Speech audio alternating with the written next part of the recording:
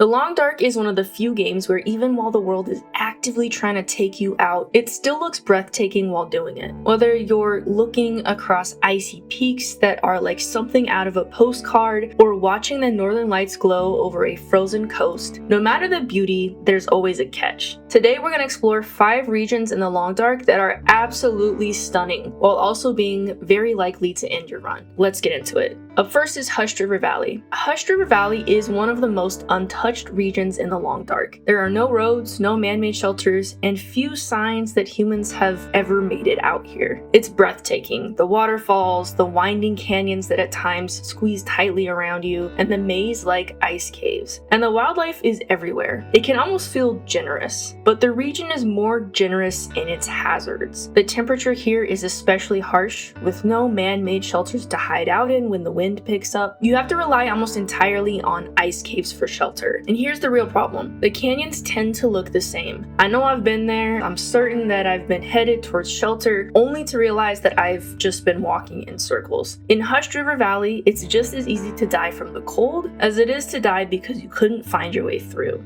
Next is Ash Canyon. Ash Canyon has a different kind of beauty. It's haunting. The region is defined by burnt tree lines and stone cliffs so steep that they block out parts of the sky. There are remnants of man-made structures like mining sites and old shelters, but as much as they serve as resources for you, they also feel like they serve as warnings. Whatever it was that brought people to Ash Canyon originally doesn't seem to have panned out, and it makes you feel unsettled. And honestly, exploring the region is its own unique challenge. The verticality of the region is relentless. The cliffs, the ledges, and the ropes. You're constantly managing your stamina just to move through the area. And this region is home to aggressive wildlife, which is stressful anywhere. But here, where you're already drained and you can't run downhill without risking a fall, the wildlife aren't just obstacles. They're the final straw that ends your run while you're trying to survive everything else around you.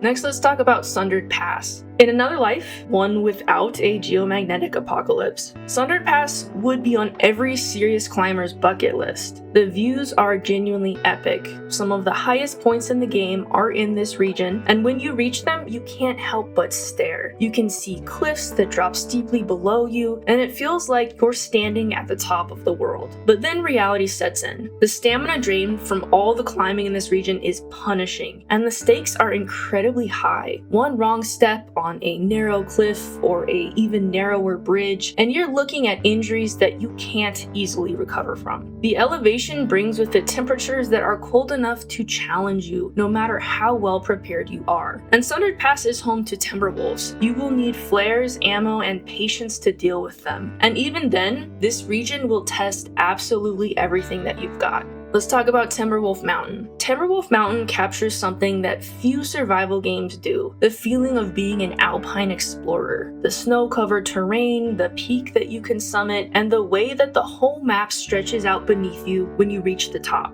And the Mountaineer's Hut is genuinely one of the coziest shelters in the game. It's nestled along the shore of Crystal Lake, surrounded by timber and wildlife, with that isolated cabin in the wilderness vibe that kind of makes you want to stay there for a while. But the weather here is treacherous. It shifts rapidly without warning. One minute you're progressing and surviving well, the next you're trapped inside fighting cabin fever and desperately trying to keep your shelter warm enough to avoid freezing to death. And if you're heading to the summit, the rope climbs alone are exhausting. If you show up unprepared, you will not make it back down. The real danger though is that Timberwolf Mountain can be very disorienting. The terrain feels as if it loops in on itself and the landmarks start to blur together. Suddenly you realize you have no idea where you are and the weather is starting to turn.